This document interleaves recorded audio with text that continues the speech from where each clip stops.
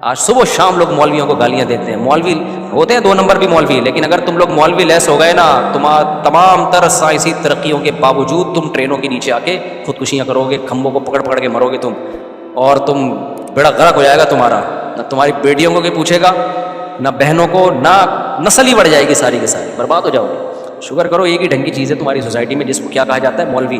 اور پاکستان کے اور انڈیا پاکستان کے مولویوں کو دنیا میں سب سے برا سمجھا جاتا ہے.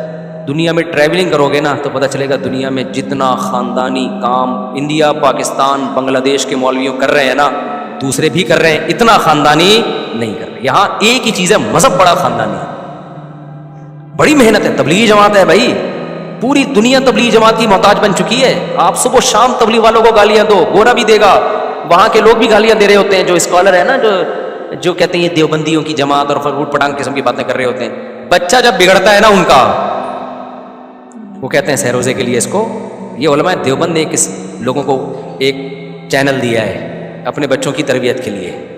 وہ اللہ رسول, کل میں رائے گنج میں اجتماع میں گیا ہوں نا, حضرت مولانا عباد اللہ صاحب کا بیان تھا 2-2.5 گھنٹے کا. کیسی دنیا کی نفی, کیسی اللہ کی محبت. بھائی یہ چیز آپ کو مارکیٹ میں نہیں ملے گی. میں نہیں کہہ رہا دوسرے اسکالر کام نہیں کر رہے ہیں, بہت مضبوط بنیادوں پہ کام اللہ ان سے لے رہا ہے. یہی وجہ ہے کہ آسٹریلیا میں کوئی مفتی بنے گا نا, پتہ ہے کہاں جائے گا, وہ کسی دیوبند کے علماء کے کسی مدرسے میں جا رہا ہوگا, چاہے وہ یو کے میں ہو, چاہے وہ ساؤتھ افریقہ میں مدرسہ ہو. یو کے میں بے تحاشا مدارس ہیں, لندن میں, فرانس میں. میں نے مفتی دیکھے کہاں سے پڑھے, کہہ رہے ہیں ہم یو کے گئے تھے مفتی بننے کے لیے. میں نے کہا یو کے میں آکسفورڈ یونیورسٹی میں مفتی بھی بنا رہے ہیں. انہوں نے کہا نہیں, وہاں پر مدرسہ ہے. کس کا مدرسہ ہے؟ تانے بانے علماء دیوبند سے جا کے مل رہے ہوں گے اسے. دے دنادن مدارس ہیں. ابھی آسٹریلیا میں ہمارے دوست اپنے بچے کو بھیجا انہوں نے ساؤتھ افریقہ, وہ مدرسے کے تانے بانے کہاں جا کے ملتے ہیں؟ دیوبند سے جا کے ملتے ہیں. تو جہاں بھی دنیا میں جاؤ گے دینی مدارس کے سرے کہاں جا کے ملیں گے. ارے اتنا کام اللہ نے مولانا قاسم نانوتوی, انہوں نے انار کا ایک جو ہے نا درخت کے نیچے ایک طالب علم پہ محنت کی تھی, اتنی دنیا میں اس کی شاخیں پھیل جائیں گی, کوئی تصور کر سکتا تھا؟ اس کو کہتے ہیں برکت. جہاں اخلاص ہوتا ہے وہاں برکت ہوتی ہے. حضرت مولانا الیاس رحمۃ اللہ علیہ, وہ بھی تو دیوبند سے فارغ تھے. کیا شروع کیا تھا انہوں نے؟ 4 آدمیوں کو لے کے تبلیغ کا کام شروع کیا. کوئی چندہ نہیں, کوئی وسائل نہیں, کوئی میڈیا پہ پبلسٹی نہیں. کوئی تصور کر سکتا تھا حج کے بعد دنیا کا سب سے بڑا اجتماع یہ ہوگا جہاں جاپان سے بھی لوگ آئیں گے, جہاں فرانس سے بھی لوگ. میں آسٹریلیا گیا, وہاں گورے تبلیغ میں لگے ہوئے ہیں, اتنی بڑی بڑی داڑیاں رکھے. انگریز. جاپان گیا, جیپنیز تبلیغ میں لگے ہوئے ہیں, اتنی بڑی بڑی داڑیاں رکھے. سمجھ رہے ہو؟ اور ایک واقعہ سن کے تو مجھے بڑی ہنسی آئی. ہمارے ایک دوست وہاں مفتی ہیں آسٹریلیا میں, بڑے مفتی ہیں ماشاءاللہ. میں نے کہا آپ کہاں, اردو صحیح نہیں آتی. میں نے کہا آپ کہاں پیدا ہوئے؟ انہوں نے کہا برازیل میں پیدا ہوا تھا. میں نے کہا اعلیٰ تعلیم کے لیے, پھر دینی تعلیم کے لیے کہاں کے؟ کہہ رہے بنارس. میں نے کہا شاید بنارس کوئی سوئٹزرلینڈ میں کوئی جگہ ہوگی جہاں اعلیٰ تعلیم کے لیے, یا یو کے میں کوئی بڑی یونیورسٹی کی کوئی ذیلی شاخ ہوگی. میں نے کہا بنارس میں؟ کہہ رہے ہیں یہ جو کراچی میں بنارس ہے, وہاں ایک مدرسہ ہے, وہاں گیا تھا میں. سمجھ, اور بالکل صحیح کہا. آپ تو ان مدرسوں کو 2 ٹکے کا سمجھتے ہو, صحیح ہے نا. میں مانتا ہوں 2 نمبر مدرسے بھی ہیں, ایسا نہ کوئی بھی مدرسہ جا کے ہم ہر مدرسے کی کوئی ذمہ داری نہیں لیتے.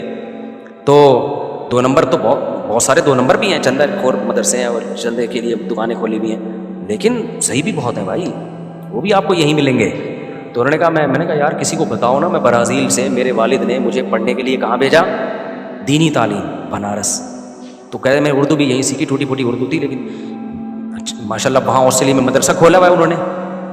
ان کا میں نے ولاگ بھی بنایا, آ جائے گا انشاءاللہ, کہ مدرسہ چلا رہے ہیں ماشاء اللہ. تو جو ہے, تو آپ کو تو قدر نہیں ہے, لیکن پاکستان ایک ہی چیز رہ گئی ہے پاکستان کے پاس, مدارس ہے. بنوریا ہے, آپ دیکھو کتنے غیر ملکی طلبہ ہیں. میں انشاءاللہ اس کو, اب میرا ارادہ ہے کہ میں دینی مدارس کا ولاگ بناؤں, کیونکہ آج بہت سارے اسکالر کہتے ہیں یہ دینی مدارس منجن بیچ رہے ہیں, یہ مولوی چندہ خور ہیں, اور تو بیہودہ الزامات بھی لگا رہے ہیں, یہ پتہ نہیں ہومو سیکچولیٹی کے اڈے ہیں. حالانکہ یہ ہومو سیکچولیٹی یونیورسٹیوں کالج میں زیادہ ہے. ان کے خلاف ایک لفظ نہیں کبھی بولیں گے کہ اپنے بچوں کو یونیورسٹی میں نہ بھیجو.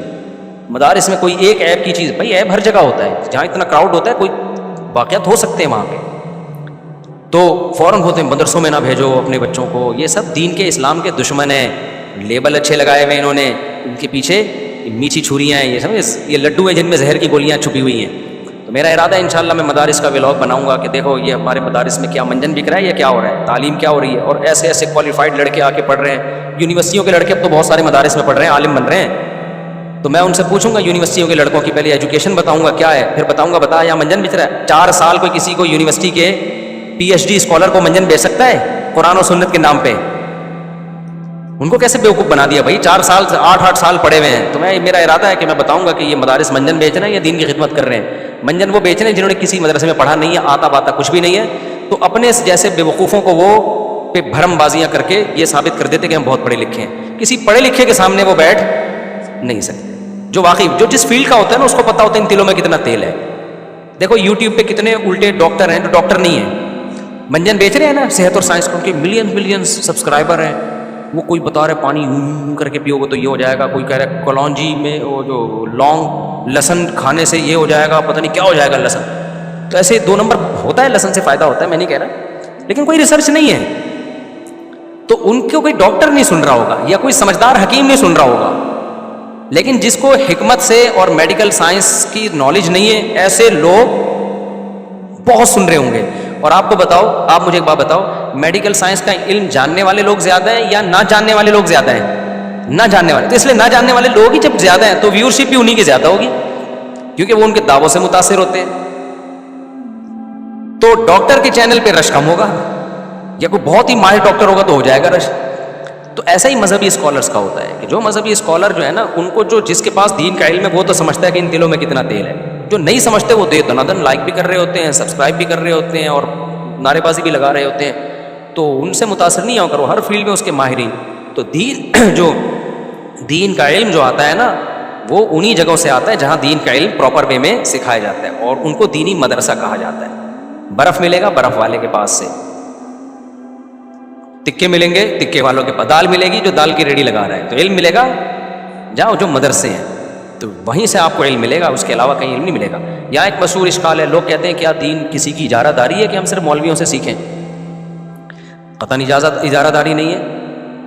یہی وجہ ہے کہ ہم نہیں کہتے کہ صرف ہم مولوی بن سکتے ہیں, آپ بھی بن سکتے ہو بھائی, کس نے منع کیا ہے؟ اجارہ داری کسی کی بھی نہیں ہے. مدرسوں میں نہ قوم دیکھی جاتی ہے کہ کس قوم کا ہے, ہاں دماغی تھوڑا سا ٹیسٹ لیا جاتا ہے کہ پڑھنے کے قابل بھی ہے یا نہیں. ایج دیکھی جاتی ہے, ایسا نہ ہو 90 سال میں علم حاصل کرنے آ رہا ہو تو بڑی محنت ہوتی ہے, لیکن کسی کی اجارہ داری نہیں ہے. سب آ سکتے ہیں دین کا علم حاصل کرنے کے لیے. ہم سے جو پڑھنا چاہے ہم اس کو مدرسوں میں بیٹھ کے الحمدللہ پڑھائیں گے, اجارہ داری کسی کی بھی نہیں ہے. لیکن اگر آپ یہ سمجھتے ہو کہ عالم بنے بغیر آپ چینل کھول کے لوگوں کو شرعی مسائل بتانا شروع کر دو, عالم بنے بغیر آپ لوگوں کو گائیڈ کرنا شروع کر دو, تو پھر ہم آپ کے خلاف فتویٰ دیں گے کہ آپ سے مسئلہ پوچھنا جائز نہیں ہے. کیونکہ صحیح بخاری کی حدیث ہے کہ نبی صلی اللہ علیہ وسلم نے فرمایا, ان اللہ لا يقبض العلم انتزاعا من صدور العلماء ولكن يقبض بقبض العلماء. اللہ دنیا سے علم کو علماء کے سینے سے نہیں اٹھائے گا, بلکہ دنیا سے اللہ علماء کو اٹھانا شروع کرے گا. فَإِذَا لَمْ يَبْقَ عَالِمٌ, جب علماء دنیا سے ختم ہونے لگیں گے, اتَّخَذَ النَّاسُ جُهَالًا رؤوسا, لوگ جاہلوں کو سردار بنانا شروع کر دیں گے. فَأَفْتَوْا بِغَيْرِ عِلْمٍ, ان کے پاس پراپر علم نہیں ہوگا, وہ لوگوں کو فتویٰ دیں گے, لوگوں کو شرعی مسائل بتائیں گے. فَضَلُّوا وَأَضَلُّوا, خود بھی گمراہ ہوں گے, لوگوں کو بھی گمراہ کریں گے. یہ میری بات نہیں ہے, یہ کس کی کلام ہے؟ محمد صلی اللہ علیہ وسلم کا. اور آج اس بخاری مسلم کی حدیث کی دھجیاں اڑائی جاتی ہیں. لوگ کہتے ہیں علماء ایسے ہیں, علماء ایسے ہیں, علماء یوں ہوتے ہیں. تو کس سے پوچھیں مسائل بھائی؟ سارے علماء تھوڑی غلط ہو سکتے ہیں, 2 نمبر, اور ایک ہر قوم میں 2 نمبر بھی ہوتے ہیں. مولوی ایسے ہوتے ہیں, مولوی یوں ہوتے ہیں, مولوی ایک فیشن بن گیا ہے یہ.